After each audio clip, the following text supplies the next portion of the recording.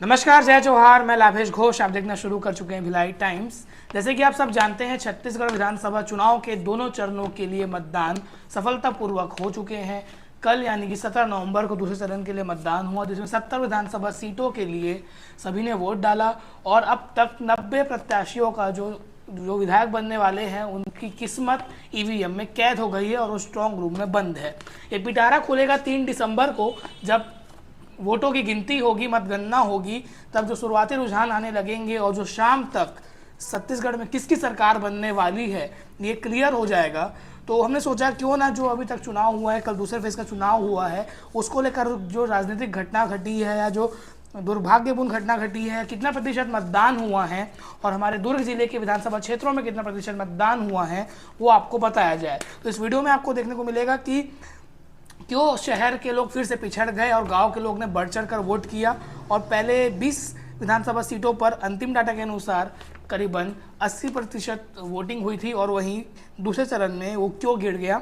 इसके साथ ही एक नक्सली हमला भी हुआ, जिसमें दुखद हमला हुआ, जिसमें एक जवान की शहादत भी हो गई और लाइन में खड़ी खड़ी महिला को अचानक क्या हो गया। और साथ ही जो राजनीतिक कई जगह ऐसा हुआ कि जो दोनों पार्टी के अलग अलग प्रत्याशी हैं वो एक टाइम पे एक पोलिंग बूथ पर पहुंचे। तो पूरा आपको इस जो डिटेल है इस वीडियो में देखने को मिलेगा। तो शुरुआत करते हैं कि छत्तीसगढ़ में दूसरे फेज में कितना प्रतिशत मतदान हुआ। तो छत्तीसगढ़ में चुनाव के दूसरे चरण में 70 सीटों पर तकरीबन 75% वोटिंग हुई है। पिछली बार की बात की जाए तो पूरे 90 विधानसभा सीटों में 76.45% मतदान हुआ था, जिन्होंने नई सरकार का फैसला किया था। अब जानते हैं कि प्रदेश के कौन से जिलों में सबसे ज़्यादा वोटिंग हुई और कौन से जिले में सबसे कम वोटिंग हुई। सबसे कम वोटिंग तकरीबन 65% रायपुर जिले में हुई, जो खुद राजधानी है। तो ऐसे में कई सवाल उठ रहे हैं कि जनता क्यों जागरूक नहीं हो पाई। और साथ ही एक बड़ा कारण ये भी आ रहा है कि त्यौहार होने के कारण, क्योंकि जो यूपी बिहार के लोग रहते हैं, छठ पर्व मनाने कई लोग अपने गाँव चले जाते हैं। और सबसे ज़्यादा वोटिंग धमतरी जिले में हुआ, जहां पे 84.23% लोगों ने अपने मत अधिकार का इस्तेमाल किया। दुर्ग जिले की बात की जाए तो तकरीबन 71% लोगों ने मतदान किया। ये अप्रोक्सीमेट डाटा जो है टर्न आउट ऐप के अनुसार है। इसमें आपको बता दें कि बैलेट पेपर का आंकड़ा नहीं जुड़ा हुआ है।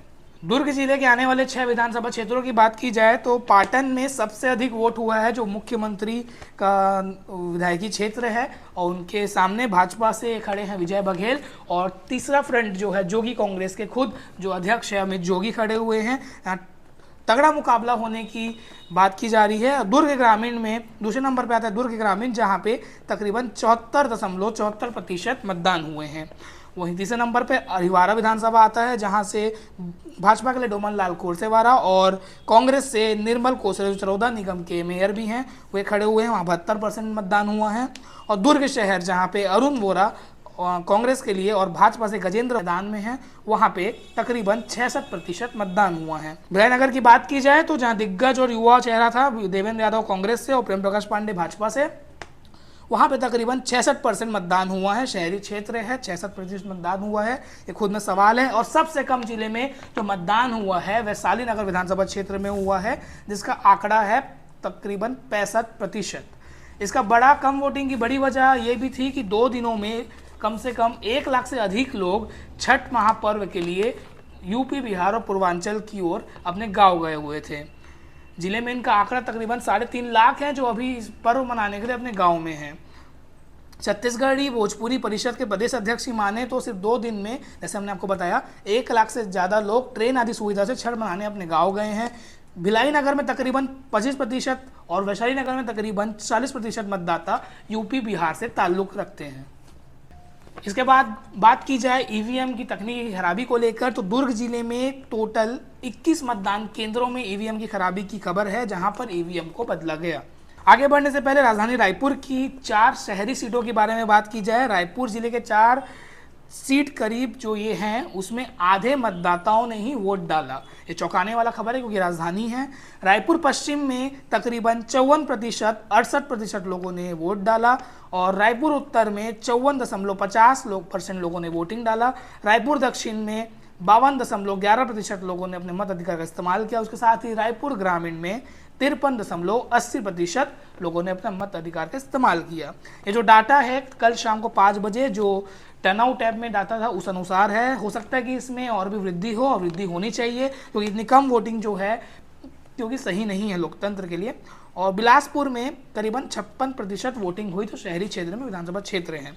वहीं 2018 की आंकड़ों की बात करें तो पिछली बार की अपेक्षा में इस बार 70 सीटों पर 0.9% कम मतदान हुआ है। 2018 में इन सीटों पर 75.17% वोटिंग हुई थी। इस बार सबसे कम वोटिंग 65% जैसे हमने आपको बताया रायपुर जिले में हुई है, और सबसे ज़्यादा धमतरी में हुई है। इस बारे में पहले हम बता चुके हैं। दूसरे चरण के मतदान के दौरान 2 दुर्भाग्यपूर्ण घटना हुई। पहला, नक्सलियों ने आईडी ब्लास्ट कर दिया, और दूसरा, बलौदाबाजार में मतदान में लगी एक महिला की हार्ट अटैक से मौत हो गई।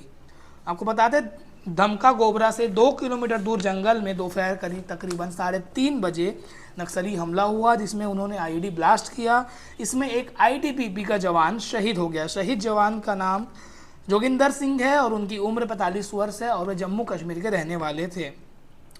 ब्लास्ट में शहीद हो गए जवान को शनिवार सुबह पुलिस परेड ग्राउंड में नम आंखों से श्रद्धांजलि दी गई। बताया जा रहा है कि धमाका किया गया यह रास्ता पहले से ही निर्धारित था। जवानों के आने जाने के रास्ते की लगातार सर्चिंग की गई थी, वहां चेकिंग की गई थी, आईडी डिक्टेटर से वहां पे जांच की गई थी। उसके बावजूद एक घटना होना अपने आप में सवाल खड़ा होता है। आशंका यह जताई जा रही है कि दोपहर के वक्त जिस वक्त वोटिंग चल रहा था उस वक्त नक्सलियों ने यहाँ पे आईईडी प्लांट किया होगा। राहत की बात इसमें यह थी कि जो मतदान कर्मी हैं और जो ईवीएम है वो सुरक्षा पूर्ण सही तरीके से मुख्यालय पहुंच गया था। अब पूरी छत्तीसगढ़ की राजनीति की बात की जाए तो एक्सपर्ट मानते हैं कि कम वोटिंग का मतलब होता है मुकाबला टक्कर का होना, करीब का होना। कम वोटिंग में किसी भी प्रत्याशी को बड़ा मार्जिन मिलना मुश्किल जाता है। एक्सपर्ट का ये भी कहना है कि कर्ज माफी और धान के समर्थन मूल्य से ज़्यादा इस बार महिलाओं के जेब में सीधे पैसे डालने वाला जो दोनों पार्टियों ने घोषणा किया है, चाहे वो भाजपा का महतारी वंदन योजना हो 12,000 रुपये प्रति साल, या फिर छत्तीसगढ़ गृहलक्ष्मी योजना जो कांग्रेस ने किया है 15,000 प्रति साल, वो बेहद प्रभावी होने वाला है। इसी के साथ हमारे दुर्ग जिले की बात की जाए तो ऐसा 2 घटना घटा है जहां पे 2 प्रत्याशी आमने सामने मिले हैं। आपको बता दें, अरुण वोरा जो कांग्रेस से आते हैं, दुर्ग शहर के कांग्रेस प्रत्याशी, पिछले कई बार से विधायक हैं, और गजेंद्र यादव जो नया चेहरा है, भाजपा ने उन्हें मौका दिया है। वो दोनों बूथ में एक साथ दोनों का मिलाप होता है, भेंट होता है। तो गजेंद्र यादव गाना गा के उनका अभिवादन करते हैं अरुण वोरा का, और वो भी उसको आदर करते हैं। और वहीं देवेंद्र यादव जो भिलाई नगर के कांग्रेस के प्रत्याशी हैं, और प्रेम प्रकाश पांडे जो भाजपा के प्रत्याशी हैं, वो दोनों भी कुर्सी पार में बूथ में जाते वक्त एक दूसरे से सड़क पर मिलते हैं। वो फोटो भी जमकर वायरल हो रहा है। इसी के साथ ही बृजमोहन अग्रवाल, रायपुर दक्षिण की बात कर रहा हूँ मैं, बृजमोहन अग्रवाल जो भाजपा के कद्दावर नेता हैं, पूर्व मंत्री हैं और मौजूदा विधायक भी हैं, रायपुर दक्षिण में ही कांग्रेस ने राम सुंदर दास को टिकट दिया है। उन दोनों का भी जो भेंट होता है एक साथ सड़क पर होता है। तो देखने में ये अच्छा लगता है कि अलग अलग राजनीतिक पार्टी के हैं पर साथ में मिलते हैं, तो एक दूसरे का आदर करते हैं। और एक और चीज़ मैं आपको बताना चाहूँगा कि पिछले 4 विधानसभा चुनाव में छत्तीसगढ़ में वोटिंग की स्थिति क्या रही है। तो शुरुआत करते 2003 से। 2003 में 71.30% वोटिंग हुई थी, जिसमें भाजपा ने जीत दर्ज किया था, उनको 50 सीट मिला था। वहीं 2008 में 70.51% वोटिंग हुई, जिसमें भाजपा ने ही जीत दर्ज की थी, जिसमें 49 सीट भाजपा को मिला था। 2013 में यह आंकड़ा बढ़ा और 77.40 पहुंचा, और इस साल भी सरकार भाजपा की बनी और उनको सीट 39 ही मिला। फिर 2018 में उलटफेर हुआ, कांग्रेस ने विशाल जीत दर्ज की, उनको 68 सीट मिला। इस साल का वोटिंग प्रतिशत जो था 76.45 था। तो ये था पूरा आंकड़ा अभी इस साल के विधानसभा चुनाव को लेकर कि कितना प्रतिशत वोटिंग हुआ है और क्या घटनाएं घटी है। हमें लगा कि ये जानकारी हमें साझा करनी जरूरी थी, क्योंकि आपको पता होना चाहिए कि विधानसभा चुनाव के बीच क्या क्या हुआ। आपको जानकारी कैसे लगी और अपनी राय कमेंट सेक्शन में जरूर बताएं। मैं लाकेश घोष, कैमरे के पीछे आदित्य घोष, धन्यवाद।